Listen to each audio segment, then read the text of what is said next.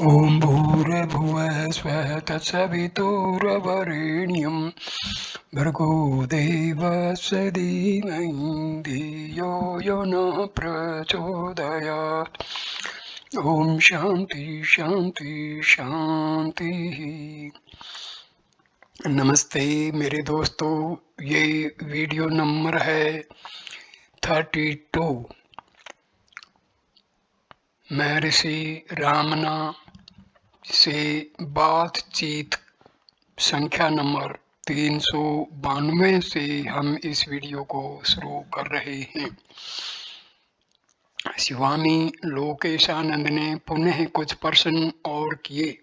भक्त, ऐसा मत है कि साक्षात्कार से पूर्व कुंडलिनी को जगाना आवश्यक है तथा उसकी जागृति देह को उष्णता प्रदान करती है। क्या ऐसा ही है? महर्षि योगी उसे कुंडलिनी शक्ति कहते हैं। यही भक्तों की भगवताकार वृत्ति तथा ज्ञानियों की ब्रह्माकार वृत्ति है। यह साक्षात्कार की प्रारंभिक आवश्यक अवस्था है। जो संवेदना उत्पन्न होती है उसे उष्ण कह सकते हैं। भक्त कुंडलिनी को सर्प के आकार का कहते हैं, किंतु वृत्ति ऐसे नहीं हो सकती।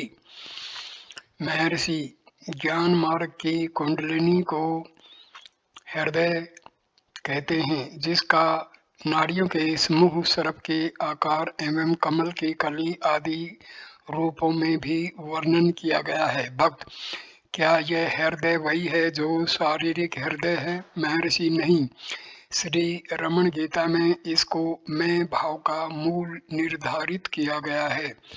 भक्त, परंतु मैंने पढ़ा है यह वृक्ष के दाहिनी ओर है। महर्षि, इस सब का आशय भावना को बल प्रदान करना है। षड चक्र तथा अन्य अनेक आंतरिक तथा बाह्य लक्ष्यों के संबंध में पुस्तकें हैं। हृदय का विवरण भी अनेक लक्ष्यों में से एक है, परंतु यह आवश्यक नहीं। यह केवल मैं भाव का स्रोत है, यही अंतिम सत्य है।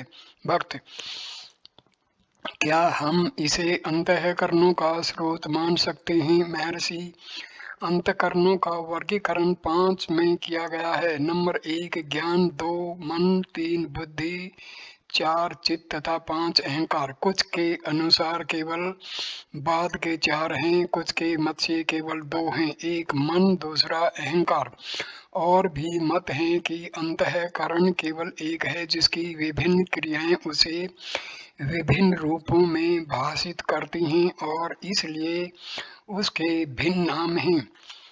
इस प्रकार हृदय अंतःकरणों का स्रोत है।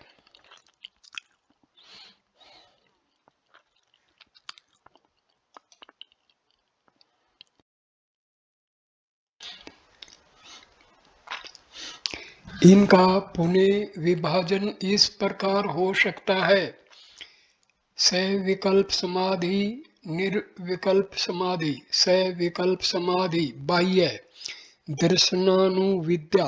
मन एक बाहरी दृश्य से दूसरे पर छलांग मारता रहता है, उसे उनके पीछे जो सत्यता है उस पर दृढ़ता से जमाना। शब्दानुविद्या बाहर के दृश्यों का उद्गम अद्वितीय सद्वस्तु से है, इसका अनुसंधान कर उसी पर टिको। सविकल्प समाधि के ये 4 प्रकार प्रयास सहित दिए जाते हैं। आंतरिक मन काम क्रोध आदि से पीड़ित है। देखो कि वहाँ कहाँ से उदय होते हैं, देखो कि वे कहाँ से उदय होते हैं तथा उनका अस्तित्व कैसे है। उनके स्रोत पर टिको। अनेक भांति के संकल्प हैं जो आंतरिक सत्यता से उदय होकर अपने आप को व्यक्त करते हैं। उस सत्यता पर जमे रहो। सविकल्प समाधि के ये चारों प्रकार प्रयास सहित किए गए हैं। निर्विकल्प समाधि बाह्य समस्त बाह्य दृष्टियों के अधस्थ एकमात्र सत्यता में विलीन हो अस्थायी दृश्यों से अनभिज रहना। इस अवस्था की तुलना तरंगहीन सागर से की गई है, जिसका जल शिथिल तथा शांत है। आंतरिक अंतस्तम अद्वित अस्तित्व में विलीन रहना, जो अद्वितीय सद्वस्तु है, जिससे सारे संकल्प आदि उदय होते हैं, तथा अन्य वस्तुओं से अनभिज रहना। इस अवस्था की तुलना उस ज्योति से की गई है जो वायु के वेग से अप्रभावित है, परंतु पूर्णतया सतत प्रज्वलित है। जब निर्विकल्प समाधि के ये प्रकार बिना प्रयास के होते हैं तथा यह अनुभूति हो जाती है कि बाह्य समाधि का तरंगहीन सागर तथा आंतरिक समाधि की शिथिल ज्योति एक ही है, तो उस अवस्था को सहज में निर्विकल्प समाधि कहते हैं। देह है जो जड़ है, आत्मा है जो शाश्वत है तथा स्व प्रकाशित है। इन दोनों के मध्य एक बाहरी दृश्य उदय हो गया है, अर्थात अहंकार, जिसे इन भिन्न भिन्न नामों से जाना जाता है। मन, बुद्धि, चित्त, अहंकार, शक्ति, प्राण आदि। अपने उद्गम को खोजो, वह खोज तुम्हें स्वतः ही हृदय तक ले जाएगी। अंतःकरण सूक्ष्म शरीर की व्याख्या करने हेतु केवल कल्पना है। शरीर पंच तत्व पृथ्वी, जल, वायु, आकाश और अग्नि से बना है। यह जड़ है। आत्मा शुद्ध एवं स्व प्रकाशित है और इस प्रकार प्रत्यक्ष है। इन दोनों का संबंध स्थापित करने हेतु सूक्ष्म शरीर को माना जाता है, जो कि एक और पंच तत्वों के सूक्ष्म रूप से तथा दूसरी ओर आत्मा के प्रतिबिंबित प्रकाश से मिलकर बना है। इस प्रकार सूक्ष्म शरीर, जो मन का पर्यायी है, संवेदनाशील तथा संवेदना रहित दोनों गुणों से युक्त है, अर्थात आभास। फिर पंच तत्वों पर सतव गुण की क्रिया से सतव अंश मन के रूप में तथा ज्ञान इंद्रियों के रूप में अभिव्यक्त होता है। राजस की क्रिया से रजो अंश प्राण तथा कर्मेंद्रियों के रूप में अभिव्यक्त होता है तथा तामस की क्रिया से तम अंश देह आदि का स्थूल दृश्य के रूप में अभिव्यक्त होता है। भक्त किंतु मन को इन तीन गुणों से भी युक्त माना जाता है। महर्षि, हाँ, सत्व में शुद्धता, क्रियाशीलता तथा प्रमाद आदि भी हैं। शुद्ध सत्व पूर्ण शुद्ध है। मिश्रित स्तव अन्य गुणों से युक्त स्तव है। सत्व गुण का अर्थ है अन्य दो गुणों पर उसका प्रभाव। बाद में श्री भगवान ने कहा, ऐसा कहते हैं कि विभिन्न विचारधाराओं के दर्शन शास्त्र की पेचीदा भूल भलैया विषय को स्पष्ट करती है तथा सत्य को प्रकट करती है, पर वास्तव में वे भ्रम ही उत्पन्न करते हैं, जहाँ की कोई भ्रम नहीं होना चाहिए। किसी भी वस्तु को जानने के लिए आत्मा का अनिवार्य होना आवश्यक है। आत्मा सुस्पष्ट है, आत्मा होकर क्यों नहीं रहते? अनात्मा की व्याख्या करने की क्या आवश्यकता है? उदाहरण के लिए वेदांत को लें। वे कहते हैं कि प्राण 15 प्रकार के हैं। विद्यार्थी को समस्त नाम तथा उनके कार्यों को रटाया जाता है। ऊपर जाने वाली वायु को प्राण कहते हैं, नीचे जाने वाली को अपान कहते हैं तथा इंद्रियों को परिचालन करने वाली वायु को अन्य नाम से कहते हैं। यह सब क्यों? कार्यों का वर्गीकरण, नामकरण तथा परिगणना आदि क्यों किया जाता है? क्या यह बोध पर्याप्त नहीं है कि एक ही प्राण समस्त कार्य संपादित करता है, अंतःकरण विचार करता है, इच्छा करता है, संकल्प करता है, तर्क आदि करता है और प्रत्येक क्रिया को किसी एक नाम जैसे मन, बुद्धि आदि का स्वभाव बताया जाता है? क्या किसी ने प्राण तथा अंतःकरणों को देखा है? क्या उनका कोई वास्तविक अस्तित्व है? वे केवल विकल्प हैं, ऐसे विकल्पों का कब और कहाँ अंत होगा। निम्नलिखित बात पर विचार करो। एक व्यक्ति सोता है, जागने पर वह कहता है कि वह सोया था। पर्सन उठता है, सुषुप्ति में वह व्यक्ति क्यों नहीं कहता कि वह सो रहा है। उत्तर दिया जाता है कि वह तल में से किसी वस्तु को निकालने हेतु जल में डुबकी लगाए हुए व्यक्ति की भांति आत्मा में निमग्न है तथा बोलने में असमर्थ है। डुबकी लगाने वाला व्यक्ति जल के नीचे बोल नहीं सकता। जब वह वास्तव में पदार्थों को पुनः प्राप्त कर लेता है, वह बाहर आता है और बोलता है, अच्छा क्या स्पष्टीकरण है। जल में होने के कारण यदि वह बोलने के लिए मुंह खोलेगा तो जल उसके मुंह में प्रवाहित हो जाएगा। क्या यह सरल नहीं है? किंतु दार्शनिक इतने सरल तथ्य से संतुष्ट नहीं होता। वह यह कहकर समझाएगा कि वाणी का देवता अग्नि है, यह जल का विरोधी है, अतः कार्य नहीं कर सकती। इसको दर्शन शास्त्र कहा जाता है तथा इस सब को जानने के लिए विद्वान कठिन परिश्रम कर रहे हैं। क्या यह सरासर समय का अपव्यय नहीं है? फिर वृष्टि के भिन्न भिन्न अंग तथा इंद्रियों के अधिष्ठाता देवता कहे जाते हैं। विराट समष्टि के अंग तथा इंद्रियां हैं। इसी प्रकार वे हिरण्यगर्भ आदि की व्याख्या करते हैं। भ्रम उत्पन्न ही क्यों किया जाए और फिर उसको स्पष्ट किया जाए। अरे वह व्यक्ति भाग्यवान है जो अपने आप को इस उलझन में नहीं फंसाता। मैं निश्चय ही भाग्यवान रहा कि मैंने इसे कभी नहीं अपनाया। यदि मैं इसे अपनाता तो मैं संभवतः कहीं भी नहीं रहता, सदैव ही भ्रमित रहता। मेरी पूर्व वासनाएं मुझे सीधे मैं कौन हूँ की खोज पर ले गई। यही वास्तव में सौभाग्यपूर्ण था। 11 अप्रैल 1937। बातचीत संख्या नंबर 393।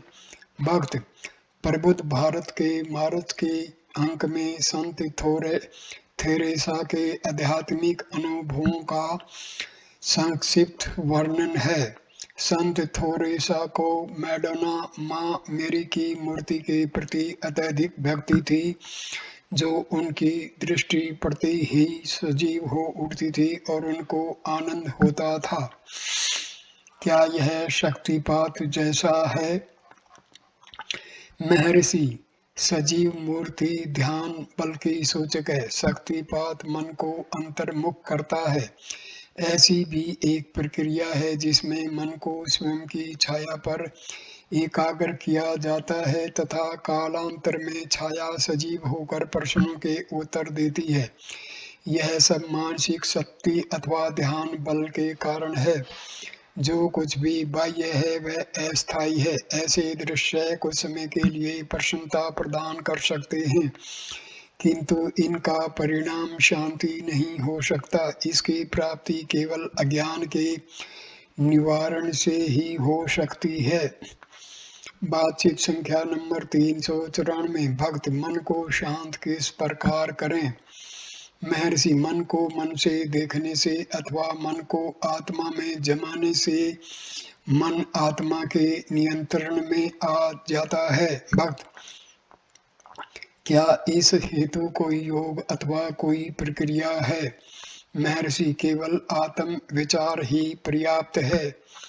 बातचीत संख्या नंबर 395। भक्त, पूर्ण ब्रह्म की प्राप्ति किस प्रकार हो? गृहस्थ के योग्य कौन सी पद्धति श्रेष्ठ है? महर्षि, तुम अभी पूर्ण कह चुके हो, क्या तुम पूर्ण से पृथक हो? यदि उससे पृथक हो तो क्या वह पूर्ण हो गया?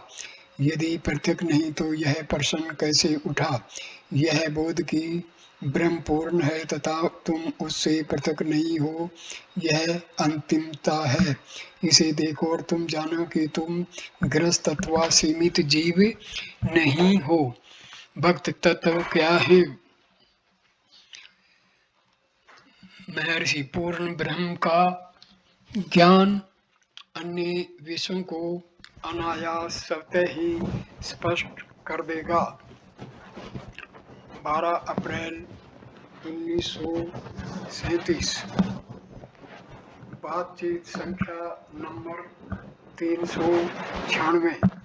जावा में बहुत समय तक सेवा कार्य करने वाली तथा वर्तमान में अडयार में रहने वाली डच महिला श्रीमती गांग रिज्ब एक उत्साही थियोसोफिस्ट हैं तथा कुछ समय के लिए पधारी। उन्होंने जिज्ञासा की, थियोसॉफी में तन्हा की चर्चा है जिसको अर्थ है पुनर्जन्म की इच्छा। इसका क्या कारण है? महर्षि, पुनर्जन्म की इच्छा पुनः जीवन प्राप्त करने की इच्छा है जिससे कि बारंबार जन्म हो। वर्तमान अवस्था में आत्मा मृतप्राय है, इसे पुनः जीवित करना होगा जिससे कि वर्तमान में दिखने वाली मृत्यु के उपरांत पुनः जीवन प्राप्त हो। अपने वास्तविक स्वरूप की विस्मृति ही अब की मृत्यु है। इसका स्मरण ही पुनर्जन्म है। यह भविष्य के बारंबार के जन्मों को समाप्त कर देता है। तुम्हारा जीवन शाश्वत है।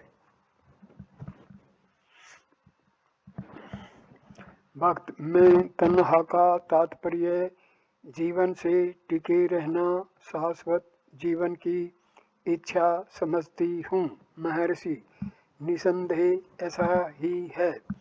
ऐसी इच्छा उत्पन्न हुई। ऐसी इच्छा कैसे उत्पन्न हुई? क्योंकि वर्तमान अवस्था असहनीय है। क्यों? क्योंकि यह तुम्हारा वास्तविक स्वरूप नहीं है। यदि यह तुम्हारा वास्तविक स्वरूप होता तो तुम्हें कोई भी इच्छा अशांत नहीं करती। वर्तमान अवस्था तुम्हारे वास्तविक स्वरूप से किस प्रकार भिन्न है? वस्तुतः तुम आत्मा हो, किंतु आत्मा भूल से स्वयं की स्थूल देह से तादात्म्यता कर रही है। देह मन का उभार है, स्वयं मन आत्मा से उदय हुआ है। यदि मिथ्या तादात्म्य से समाप्त हो जाए तो शांति तथा अवर्णनीय आनंद होगा। जीवन देह का है। भक्त, जीवन देह का है और पुनर्जन्म दूसरी देह में जन्म लेना है। महर्षि, केवल देह परिवर्तन का कोई महत्व नहीं है। इस देह से संबद्ध अहंकारी दूसरी देह में बदल दिया जाता है। इससे किसी को कैसे संतोष हो सकता है? इसके अतिरिक्त जीवन में क्या है? जीवन अस्तित्व है जो तुम्हारी आत्मा है। यही शाश्वत जीवन है। अन्यथा क्या तुम स्वयं के न होने की कभी कल्पना कर सकते हो? वह जीवन इसमें देह नियंत्रित है तथा तुम स्वयं की भ्रमवश देह से तादात्म्यता कर रहे हो। तुम निरूपाधि जीवन हो। यह शरीर तुमसे मानसिक कल्पनाओं के उभार रूप में संबद्ध हो जाते हैं और अब तुम मैं देहों के विचार से दुखित हो। यदि यह विचार समाप्त हो जाए तुम निज आत्मा हो। जन्म लेने से पूर्व तक कहाँ तथा कैसे थे? क्या तुम सुषुप्ति में थे? तुम कैसे थे? तब भी तुम बिना देह के ही रहते हो। तदुपरांत अहंकार उत्पन्न होता है तथा फिर मन जो शरीर को उभारता है, इसका परिणाम होता है मैं देह हूँ विचार। देह का अस्तित्व होने से तुम कहते हो इसका जन्म हुआ था।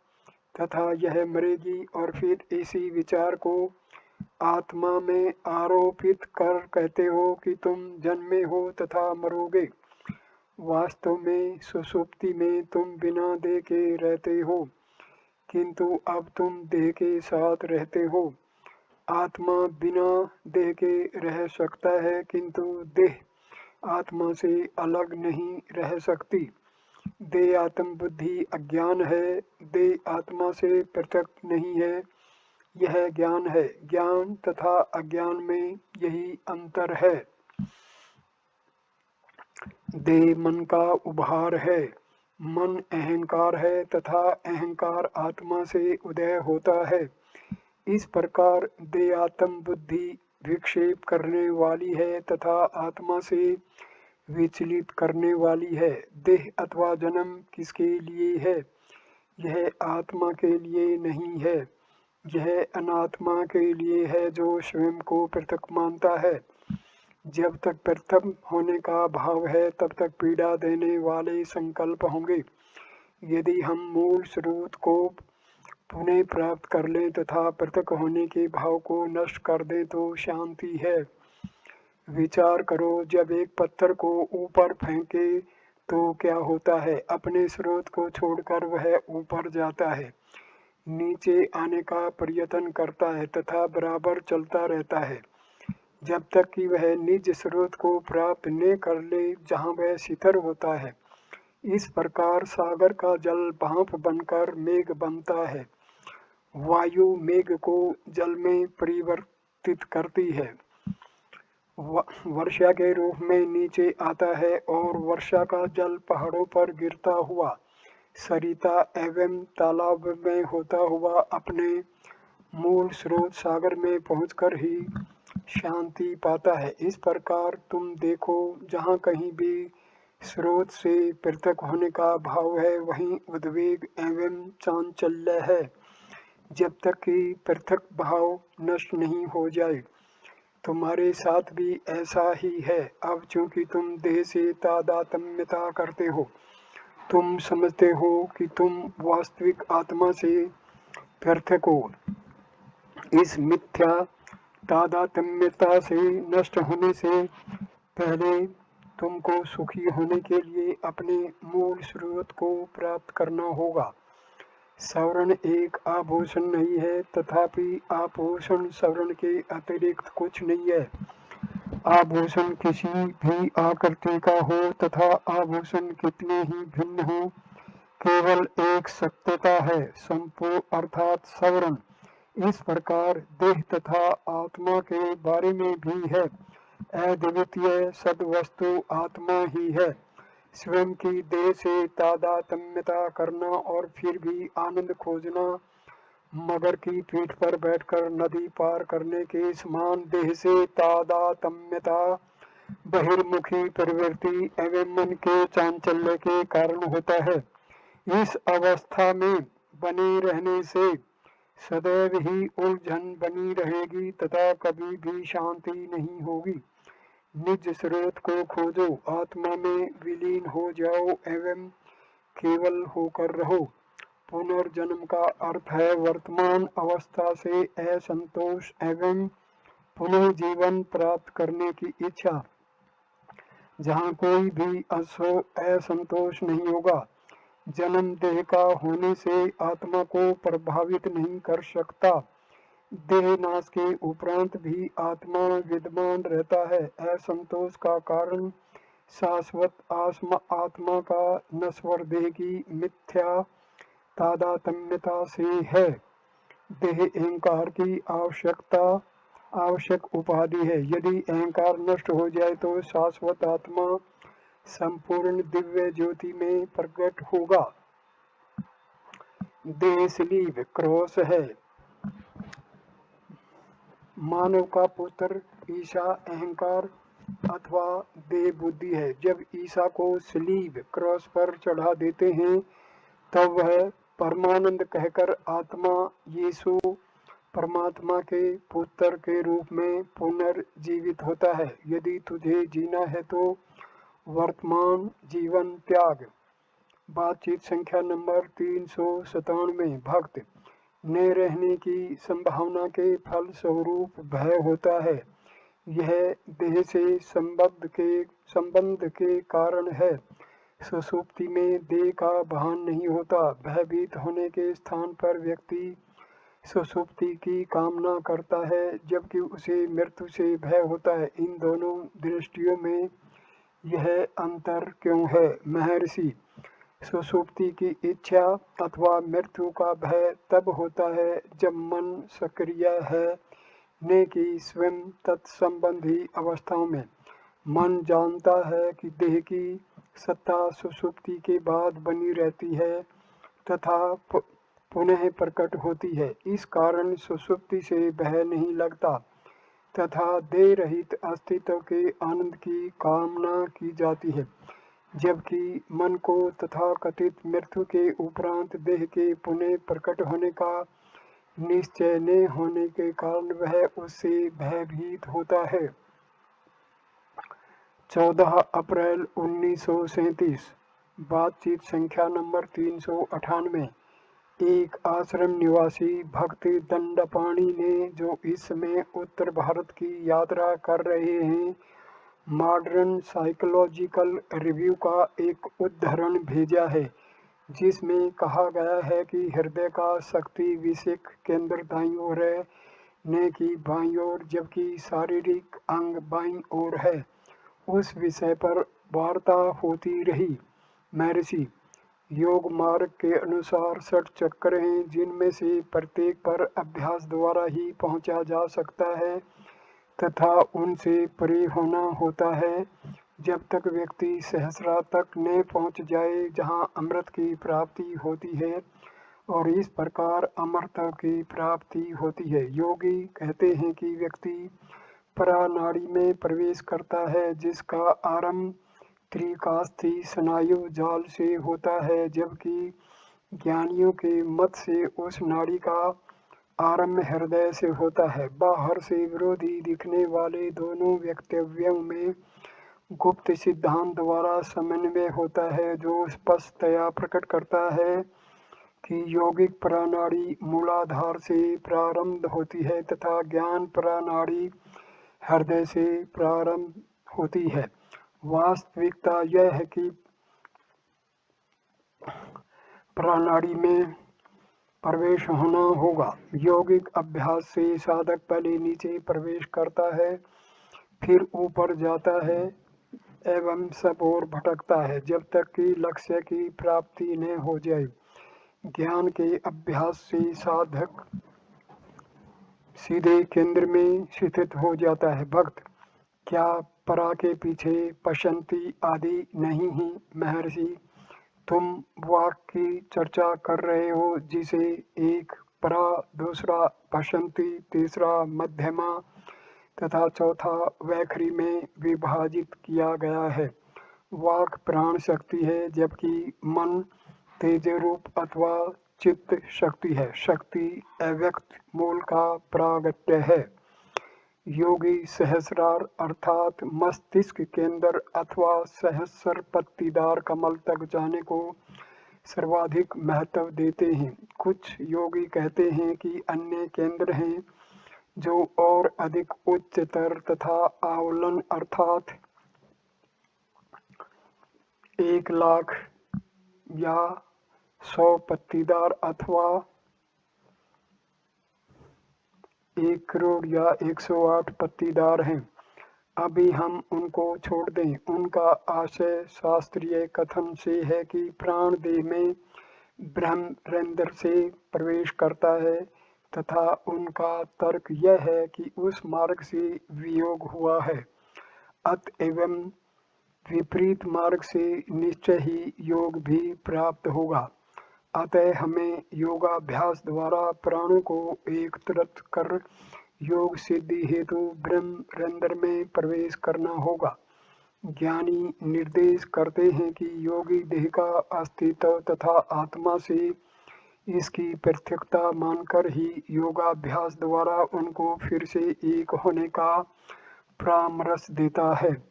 वास्तव में देह का अस्तित्व मन में है, जिसका संस्थान मस्तिष्क है, जो स्वयं योगियों द्वारा प्रतिपादित कालांतराल सिद्धांत के अनुसार अन्य स्रोत से प्राप्त ज्योति से कार्य करता है। ज्ञानी आगे तर्क देते हैं, यदि ज्योति अन्यत्र से ली गई है तो उसे अपने असली स्रोत से ही आना होगा, बाहर के साधनों पर निर्भर न होकर सीधे स्रोत तक जाओ। जिस प्रकार एक लोहे की गेंद लोहे के द्रव्यमान से पृथक होकर बनती है तथा अग्नि में उत्तस्त होती है, बाद में अग्नि को त्याग कर शीतल हो जाती है, किंतु मूल पदार्थ से संयुक्त होने के लिए पुनः उत्तप्त की जाती है, उसी प्रकार वियोग का कारण ही पुनर्योग का कारण होगा। फिर यदि एक आकार प्रतिबिंबित होता है तो इसका स्रोत एवं सूर्य तथा जल के पात्र के समान उपसाधन भी अवश्य होंगे। योगियों के अनुसार प्रतिबिंब के निवारण हेतु या तो सतह को इस प्रकार ढक दिया जाता है जो तदनुरूपी कलांतराल तक पहुंचता है, अथवा जल को खाली कर दिया जाता है, जिसे तपस की संज्ञा दी जाती है। तपो ब्रह्मेति, तपस ब्रह्म है, अर्थात संकल्पों अथवा मस्तिष्क की क्रियाओं की समाप्ति, यह ज्ञान मार्ग है। यह मानकर है कि जीव आत्मा अथवा ब्रह्म से पृथक है, किंतु क्या हम पृथक हैं? ज्ञानी कहता है नहीं। अहंकार केवल आत्मा का अनात्मा से मिथ्या तादात्म्यता है, जैसे कि रंगहीन स्फटिक और उसकी रंगीन पृष्ठभूमि। यद्यपि स्फटिक रंगहीन है, तथापि अपनी पृष्ठभूमि के कारण लाल प्रतीत होता है। यदि पृष्ठभूमि को हटा दिया जाए तो स्फटिक अपनी असली शुद्धता में चमकेगा। आत्मा एवं अंतःकरणों के साथ भी ऐसा ही है। तथापि यह दृष्टांत पूर्णतया उपयुक्त नहीं है, क्योंकि अहंकार का स्रोत आत्मा है तथा यह स्फटिक की भांति पृष्ठभूमि से पृथक नहीं है। इसका उद्गम आत्मा से होने से अहंकार को केवल इसलिए मूल स्रोत खोजना है जिससे कि यह स्रोत में विलीन हो जाए।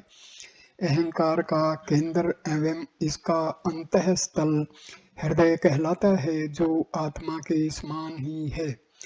एक भद्र पुरुष ने जिज्ञासा की कि क्या योगी भी अन्य मार्ग से ज्ञानियों के समान ही अनाहत तक पहुँचते हैं तथा इस प्रकार हृदय केंद्र की अनुभूति कर लेते हैं? महर्षि, अनाहत हृदय केंद्र के समान नहीं है। यदि ऐसा होता तो वे सहस्रार तक क्यों भटकते? इसके अतिरिक्त यह प्रश्न इसलिए उठता है क्योंकि हम में पृथकता का भाव दृढ़ है। हृदय केंद्र से हम कभी भी दूर नहीं हैं। अनाहत तक पहुंचने से पूर्व अथवा इसके आगे निकलने के पश्चात भी व्यक्ति केवल केंद्र में ही है, चाहे इसे कोई समझे या नहीं समझे। कोई भी केंद्र से परे नहीं है। योग का अभ्यास अथवा विचार सदैव ही केवल केंद्र में स्थिर रहकर ही किया जाता है। भक्त, हमारी साधना क्या हो? महर्षि, साधक के साधना सिद्ध की सहज है, सहज मूलभूत अवस्था है, अर्थात साधना इस शाश्वत सत्य के साक्षात्कार में होने वाली बाधाओं का हटाना मात्र है। भक्त, क्या मन की एकाग्रता भी एक साधना है? महर्षि, एक वस्तु का चिंतन एकाग्रता नहीं है, इसके विपरीत यह उन समस्त संकल्पों का शमन है जो हमारे वास्तविक स्वरूप के दर्शन में बाधा डालते हैं। हमारे समस्त प्रयत्नों का अभिप्राय केवल अज्ञान के आवरण को हटाना मात्र है। अब संकल्पों को शांत करना कठिन प्रतीत होता है। आत्म सुधार करने की अवस्था में संकल्प करना अधिक कठिन लगेगा। इसके कारण इस इसका कारण है क्या वस्तुएं हैं जिनका चिंतन किया जाए। केवल आत्मा ही है। संकल्प तभी होंगे जब दृश्य पदार्थ होंगे, पर दृश्य पदार्थ है ही नहीं, फिर संकल्प उदय ही कैसे हो सकते हैं। स्वभाव के कारण हमें ऐसा विश्वास हो गया है कि संकल्प ने होने देना कठिन है। यदि मूल मालूम हो जाए तो व्यक्ति चिंतन न करके अपनी शक्ति को अनावश्यक अपव्यय करने की मूर्खता नहीं करेगा। भक्त क्या अभ्यास की अपेक्षा अनुग्रह अधिक प्रभावशाली नहीं है। महर्षि, गुरु केवल अविद्या के निवारण में तुम्हारी सहायता करता है, क्या वह तुम्हें साक्षात्कार देता है। भक्त, हम अज्ञानी हैं। महर्षि, जहाँ तक तुम यह कहते हो कि तुम अज्ञानी हो, तुम बुद्धिमान हो, क्या वह मनुष्य पागल है जो यह कहता है कि वह पागल है। गुरु का अनुग्रह तुमको जल से बाहर निकालने के लिए सहायता हेतु बढ़ाए गए हाथ के समान है, अथवा वह अविद्या को दूर करने के लिए तुम्हारे मार्ग को सरल कर देता है। बट क्या यह अविद्या रोग की चिकित्सा हेतु औषधि की तरह नहीं है। महर्षि, औषधि किस हेतु है। औषधि रोगी के स्वास्थ्य की मूल अवस्था को केवल पुनः स्थापित करती है। गुरु अनुग्रह, ईश्वर आदि की यह सब चर्चा क्या है। क्या गुरु तुम्हारा हाथ पकड़ तुम्हारे कान में धीरे से कुछ कह देता है, तुम उसका अनुमान अपने जैसे ही कर लेते हो। क्योंकि तुम एक देह के साथ हो, तुम सोचते हो कि तुम्हारे लिए कुछ निश्चित कार्य करने के लिए वह भी एक देह है, उसका कार्य आंतरिक है। गुरु की प्राप्ति किस प्रकार होती है। परमात्मा जो सर्वव्यापी है और अनुग्रह में अपने प्रिय भक्त पर करुणा करता है और भक्त के मापदंड के अनुसार अपने आप को प्राणी के रूप में प्रकट करता है। भक्त सोचता है कि वह मनुष्य है और देहों के मध्य जैसे संबंधों की आशा करता है, परंतु गुरु जो कि ईश्वर अथवा आत्मा का अवतार है, अंदर से कार्य करता है, व्यक्ति को उसके मार्ग की भूलों को देखने में सहायता करता है और जब तक उसे अंदर आत्मा का साक्षात्कार नहीं हो जाए तब तक उसे सन्मार्ग पर चलने के लिए उसका मार्गदर्शन करता है।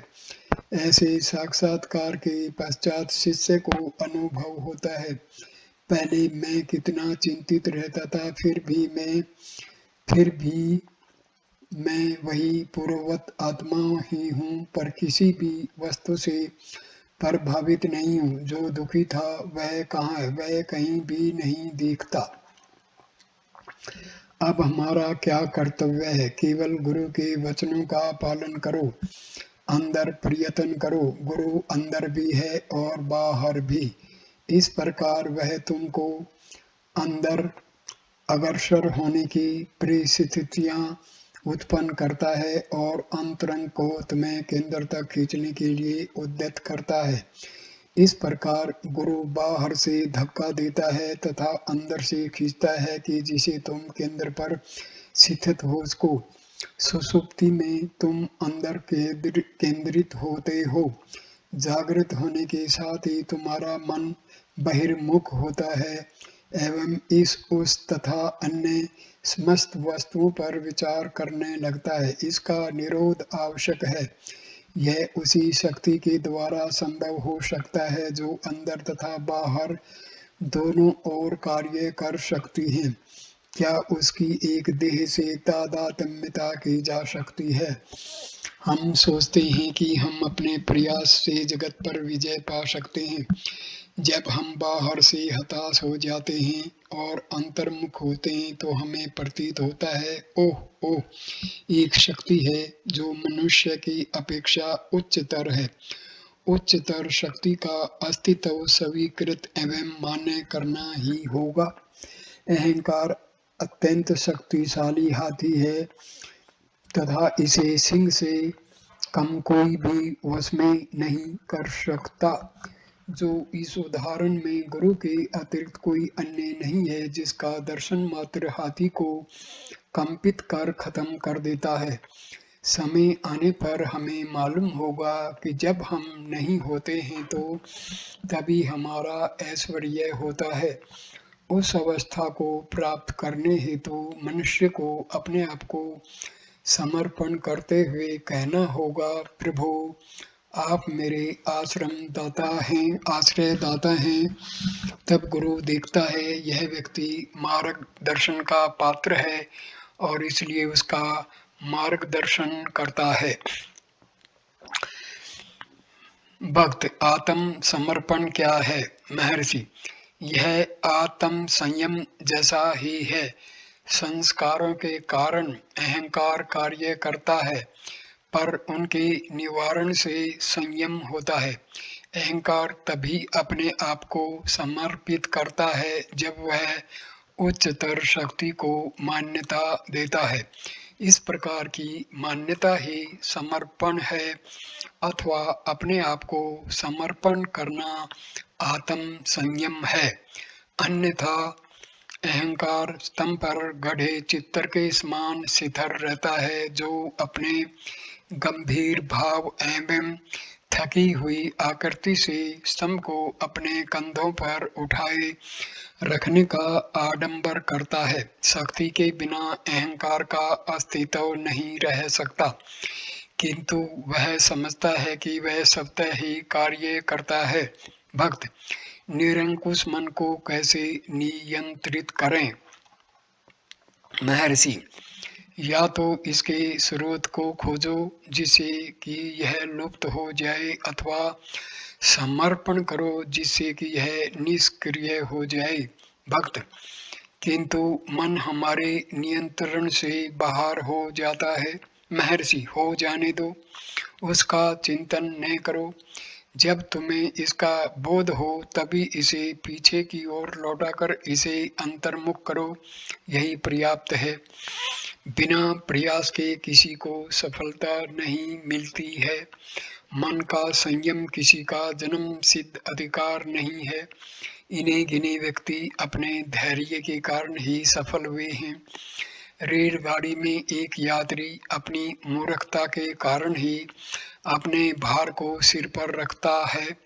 यदि वह इसे नीचे रख दे तो उसे अनुभव होगा कि भार उसी प्रकार गंतव्य स्थान पर पहुंच जाता है। इस प्रकार हमें कर्ता का अभिमान न कर मार्गदर्शक शक्ति के प्रति आत्म समर्पण कर देना चाहिए। भक्त, स्वामी विवेकानंद का कथन है कि एक आध्यात्मिक गुरु शिष्य को आध्यात्मिकता पर्याप्त रूप से हस्तांतरण कर सकता है। महर्षि, क्या कोई पदार्थ है जो हस्तांतरित किया जाए? हस्तांतरण करने से आशय शिष्य होने की भावना का उन्मूलन करना है। गुरु यही करता है। ऐसा नहीं है कि वह शक्ति एक में कुछ था और बाद में उसका दूसरे में रूपांतरण कर दिया गया। भक्त, क्या अनुग्रह गुरु की देन नहीं है? महर्षि, ईश्वर, अनुग्रह एवं गुरु सब पर्यायवाची हैं तथा शाश्वत एवं सर्वव्यापी भी हैं। क्या आत्मा अभी भी अंतस्थ नहीं है? क्या गुरु उसे अपनी दृष्टि से प्रदान करे? यदि गुरु ऐसा समझता है तो वह उस नाम के योग्य नहीं है। पुस्तकों में दीक्षा के अनेक प्रकार हैं। हस्त दीक्षा, स्पर्श दीक्षा, चक्षु दीक्षा, मनोदीक्षा आदि। उनमें यह भी वर्णन है कि गुरु अग्नि, जल, जप, मंत्रों आदि द्वारा कुछ संस्कार करता है तथा इस प्रकार के विलक्षण आचरणों को दीक्षा कहा जाता है। जैसे कि गुरु द्वारा ऐसी प्रक्रियाओं के करने के बाद ही शिष्य परिपक्व होता है। यदि व्यक्ति की खोज है तो वह कहीं भी प्राप्त नहीं होगा। गुरु ऐसा ही है, दक्षिणामूर्ति ऐसे ही हैं। उन्होंने क्या किया? वे मौन थे, शिष्य उनके समक्ष उपस्थित हुए, वो मौन ही रहे, शिष्यों के संशय निवारण हो गए, जिसका अभिप्राय है कि उनकी व्यक्तिगत तादात्म्यताएं समाप्त हो गई। यही ज्ञान है, न कि प्राय उससे संबद्ध शब्दाडंबर। मौन कार्य का परम शक्तिशाली रूप है। शास्त्र कितने ही सबल एवं व्रत हों, उनका प्रभाव सफल नहीं है। गुरु शांत है तथा सब में शांति व्याप्त होती है। गुरु का मौन समस्त शास्त्रों की अपेक्षा अधिक सबल एवं व्रत है। यह प्रश्न इस भावना के कारण उदय होते हैं कि यहाँ इतना लंबे समय तक निवास कर, इतना अधिक सवरण कर, इतना अधिक परिश्रम कर व्यक्ति को कुछ भी प्राप्त नहीं हुआ। अंदर होने वाला कार्य नहीं है, वास्तव में गुरु सदैव तुम्हारे अंदर है।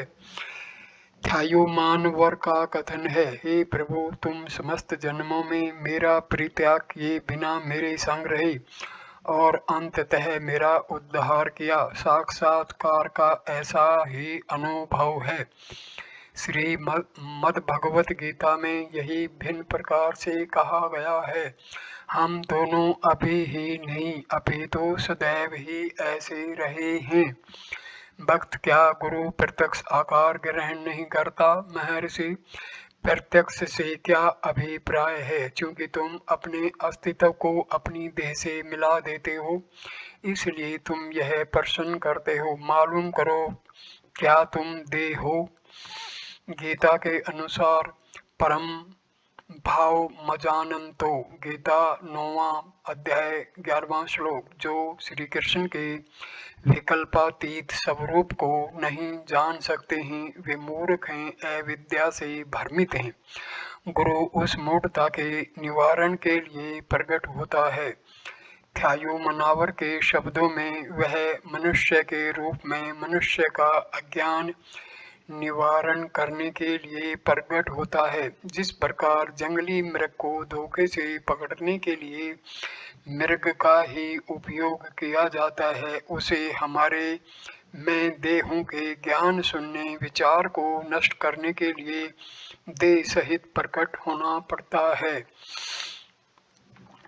15 अप्रैल 1937। बातचीत संख्या नंबर 399। बंगाली इंजीनियर श्री बोस ने अब तक गौड़पाद कारिकाएं तथा सर एस राधाकृष्णन का भारतीय दर्शन पढ़ लिया है, इसलिए उन्होंने निम्न प्रश्न किए। भक्त, स्वप्न अनुभव तथा जागृत अवस्था में क्या कोई वास्तविक अंतर है? महर्षि, क्योंकि तुम स्वप्न सृष्टि को जागृत अवस्था की तुलना में अस्थायी मानते हो, इसलिए अंतर कहा गया है। अंतर वास्तविक नहीं, अपितु केवल भाषित होता है।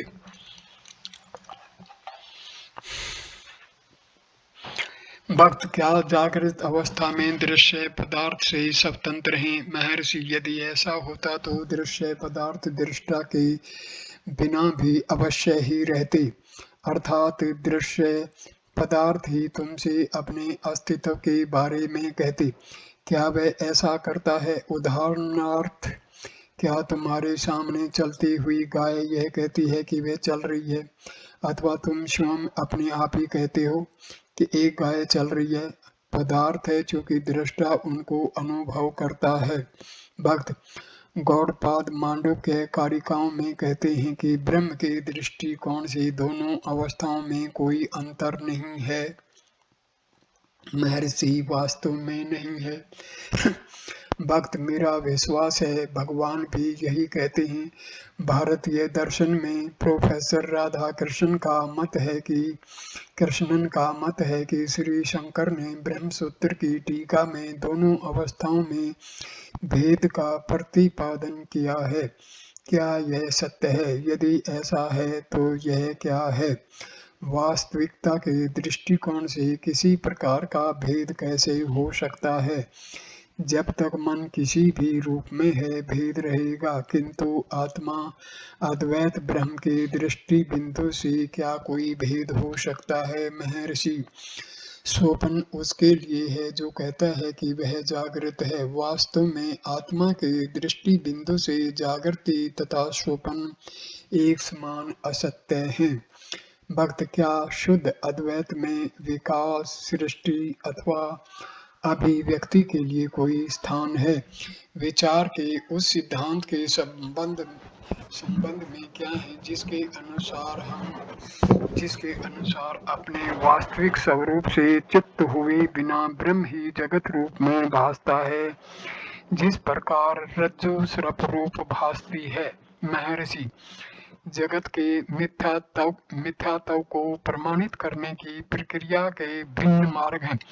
स्वप्न का उदाहरण है, उनमें से एक है। शास्त्रों में जागृत, स्वप्न तथा सुप्ति का पर्याय वर्णन इसलिए किया गया है जिससे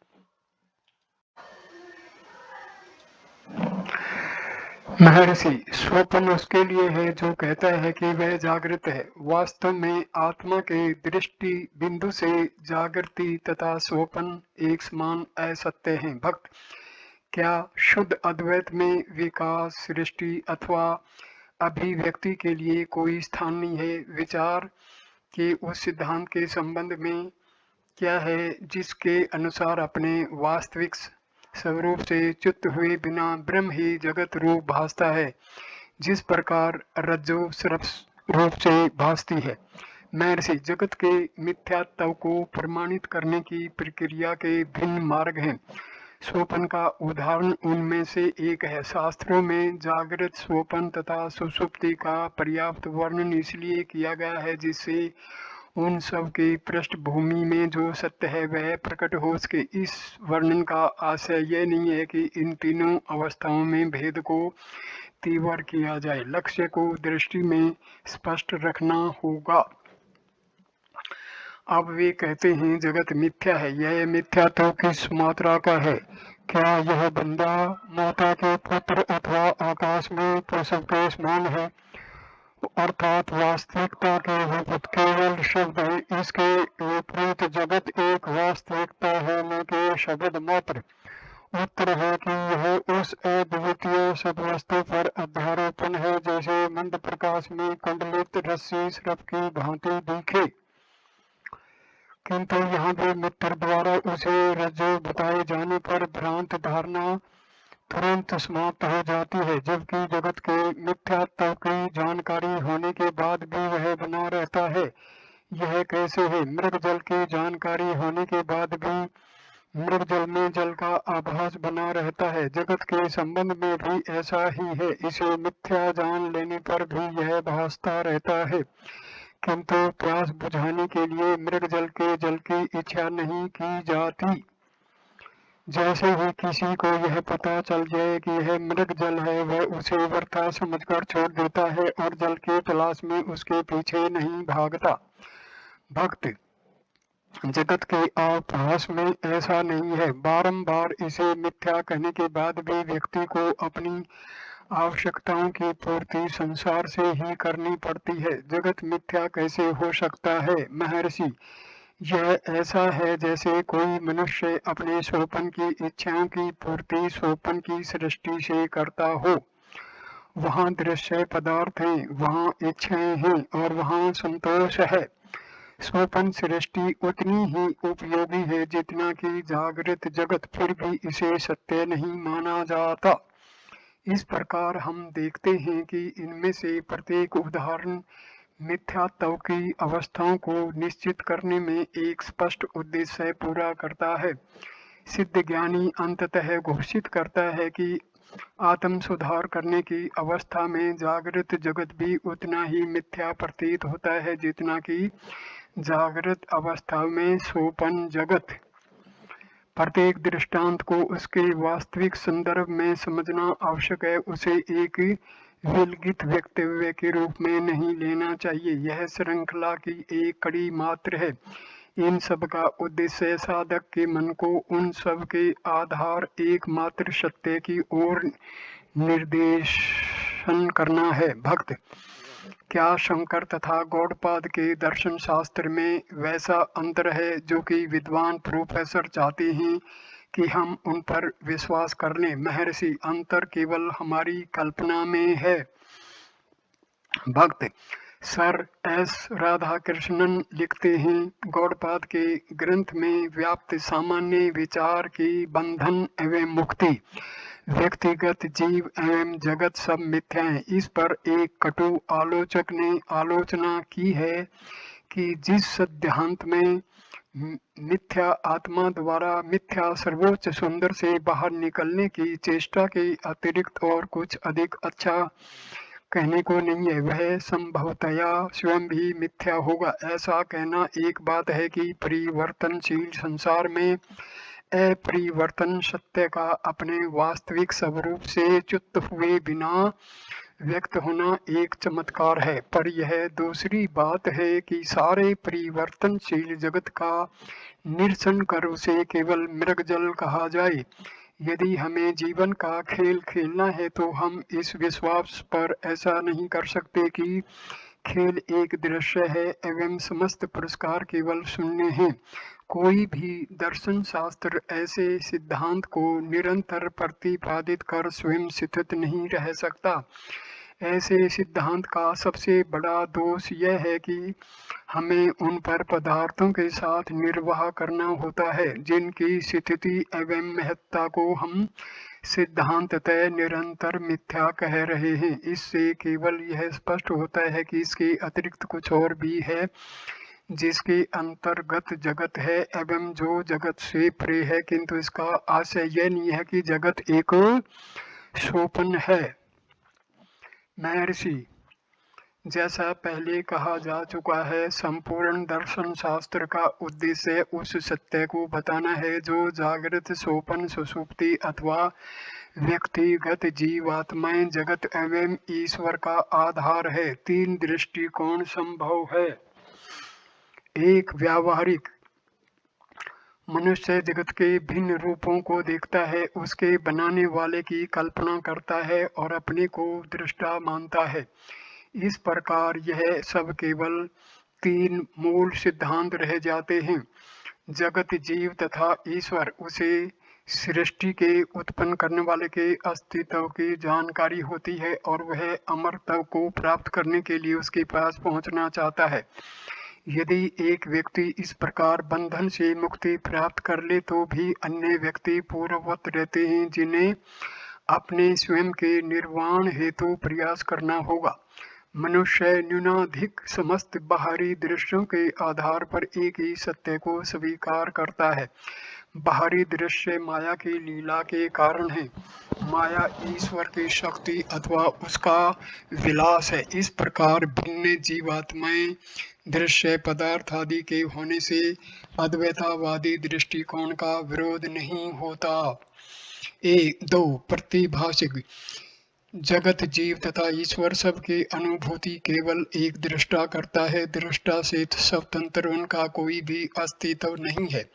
इस प्रकार एक ही जीव है, चाहे जीवात्मा हो अथवा परमात्मा, से सब केवल मिथ्या है। तीसरा, पारमार्थिक अर्थात अजातवाद, सृष्टि के न होने का सिद्धांत जिसमें अन्य कुछ है ही नहीं।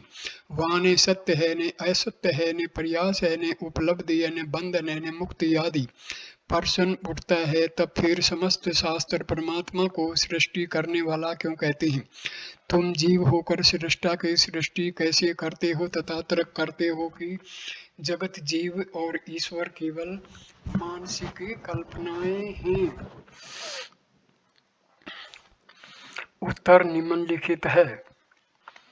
तुम जानते हो कि इस जागृत अवस्था के तुम्हारे पिता का देहांत हो चुका है तथा उनकी मृत्यु हुई अनेक वर्ष व्यतीत हो गए हैं, तथापि तुम उनको अपने स्वप्न में देखते हो और पहचान लेते हो कि वह तुम्हारे पिता हैं जिनसे तुम्हारा जन्म हुआ था तथा जो तुम्हारे लिए पैतृक संपत्ति छोड़ गए थे। यहाँ सृष्टिकर्ता श्रेष्ठ वस्तु में है। फिर तुम स्वप्न देखते हो जिसमें तुम एक राजा की सेवा कर रहे हो और तुम राज्य की प्रशासनिक मशीनरी के एक अंग हो। जैसे ही तुम जाग जाते हो वे सब लुप्त हो जाते हैं तथा बाद में केवल तुम एक व्यक्ति ही रह जाते हो। वे सब कहाँ थे? केवल तुम में ही। दूसरे उदाहरण में भी यही अनुरूपता है। भक्त, उपरोक्त व्यावहारिक विवेचना में माया कैसे आती है? महर्षि, माया केवल ईश्वर शक्ति अथवा उसका विलास है। भक्त, यह क्रियाशील क्यों होता है? महर्षि, यह प्रश्न कैसे उठ सकता है? तुम स्वयं भी उसके अंतर्गत हो। क्या तुम यह प्रश्न करने के लिए उस ईश्वर शक्ति से अलग हो? वही शक्ति यह संशय उत्पन्न करा रही है जिससे कि अंततः समस्त संशय समाप्त हो जाएं। भक्त, स्वप्न जगत जागृत जगत के समान उपयोगी नहीं है क्योंकि हम अनुभव नहीं करते कि वहाँ इच्छाओं की संतुष्टि होती है। महर्षि, तुम्हारा कथन ठीक नहीं है। स्वप्न में भी अक्षुधा एवं तृषा होती है। तुमने अपनी अक्षुधा की निवृत्ति कर ली हो और शेष भोजन अगले दिन के लिए रख लिया हो, तथापि तुम्हें स्वप्न में अक्षुधा लगती है। यहाँ का भोजन काम में नहीं आता। तुम्हारी स्वप्न अक्षुधा की तृप्ति स्वप्न भोजन खाने से ही होगी। स्वप्न इच्छाएं केवल स्वप्न सृष्टि से ही संतुष्ट होती हैं। भक्त, अपनी जागृत अवस्था में हम स्वप्नों का स्मरण करते हैं किंतु स्वप्न में भी जागृत का नहीं। महर्षि, यह भी ठीक नहीं है। स्वप्न में तुम अपने को उसी से मिला लेते हो जो अब वार्ता कर रहा है। भक्त, जागृत में जिस प्रकार हम जानते हैं कि हम जागृत हैं उसी प्रकार स्वप्न में हमको यह नहीं भान होता कि हम स्वप्न देख रहे हैं। महर्षि, स्वप्न जागृति तथा सुषुप्ति का संयोग है। यह जागृत अवस्था के संस्कारों के कारण है। इस कारण अब हमें स्वप्न स्मरण रहते हैं। इससे विपरीत क्रम में संस्कारों का निर्माण नहीं होता। अतः एक ही समय में हमें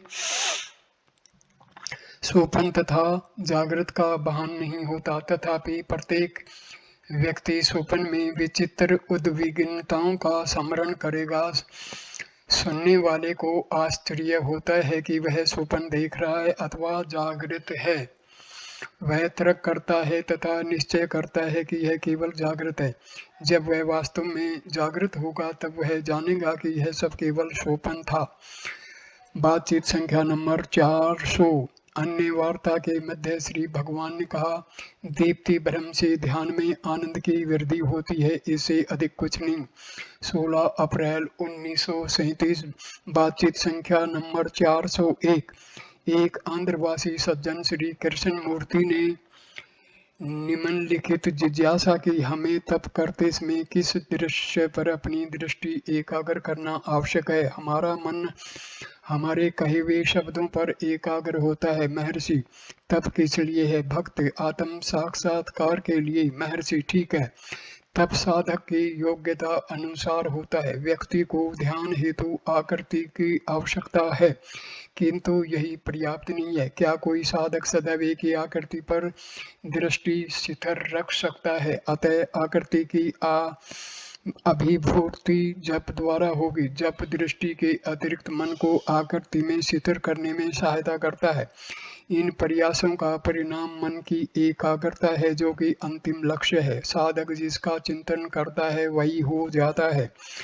कुछ साधक आकृति के नाम से ही संतुष्ट हो जाते हैं। प्रत्येक आकृति का नाम अवश्य ही होगा। वह नाम ईश्वर के समस्त गुणों का सूचक है। निरंतर जप अन्य समस्त संकल्पों को हटाकर मन को निश्चल कर देता है। यही तप है। एकाग्रता ही आवश्यक तप है।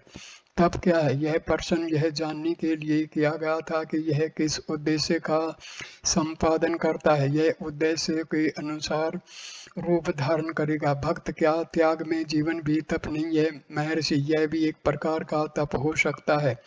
त्याग में जीवन वैराग्य से होता है। भक्त, मैंने एक व्यक्ति को उसके पूरे जीवन भर अपनी बाह को ऊपर किए देखा। महर्षि, यही वैराग्य है। भक्त, इसके लिए किसी को अपनी देह को पीड़ा क्यों पहुंचानी चाहिए? महर्षि, तुम समझते हो यह पीड़ा है, जबकि यह व्यर्थ है तथा दूसरे व्यक्ति के लिए यह एक उपलब्धि तथा आनंद है। ध्यान बाह्य अथवा आंतरिक अथवा दोनों प्रकार का हो सकता है। बाह्य आकृति की अपेक्षा जप का अधिक महत्व है। इसका तब तक करना आवश्यक है जब तक यह सहज न हो जाए। इसका प्रारंभ प्रयास से होता है और जारी रहता है जब तक स्वतः ही न होने लगे। सहज होने पर इसे एक साक्षात्कार कहते हैं। अन्य कार्य करते हुए भी जप किया जा सकता है। वह जो है वही एकमात्र सत्य है। इसे आकृति, जप, मंत्र, विचार अथवा किसी भी प्रकार के प्रयास से प्रस्तुत किया जा सकता है। अंततः वे समस्त अपने आप को उसी एक अद्वितीय सद्वस्तु में रूपांतरित कर लेते हैं। भक्ति, विचार, जप असत को हटाने के लिए केवल हमारे प्रयासों के भिन्न रूप हैं। इस समय असत एक मोह ही है, सत्य हमारा वास्तविक स्वरूप है। भ्रांति के कारण हम असत में अर्थात संकल्पों एवं सांसारिक कार्यों में दृढ़ हो रही। इनके समाप्ति से सत्य प्रकट होगा। हमारे प्रयासों का ध्येय इनको दूर करना है। यह केवल सत्य के चिंतन से किया जाता है। यद्यपि वह हमारा वास्तविक स्वरूप है, तथापि ऐसा प्रतीत होता है जैसे हम सत्य का चिंतन कर रहे हैं। वास्तव में हम जो कुछ करते हैं वह इतना ही है कि हमारे वास्तविक स्वरूप से प्रकट होने में जो बाधाएं हैं उनको दूर कर दें। इस प्रकार ध्यान अथवा विचार अपने मूल स्वरूप में लौट आना है। भक्त, क्या हमारे प्रयास निश्चय ही सफल होंगे? महर्षि, साक्षात्कार हमारा स्वरूप है। यह कोई नवीन वस्तु प्राप्त नहीं करनी है। जो नवीन है वह केवल शाश्वत नहीं हो सकती। इसलिए यह संदेह करने की आवश्यकता नहीं है कि जीव आत्मा की प्राप्ति करेगा अथवा नहीं। इस वीडियो को मैं यहीं विराम देता हूँ। अगला वीडियो नंबर 33 हम शुरू करेंगे, बातचीत संख्या नंबर 402। धन्यवाद दोस्तों, ये वीडियो देखने के लिए। नमस्कार।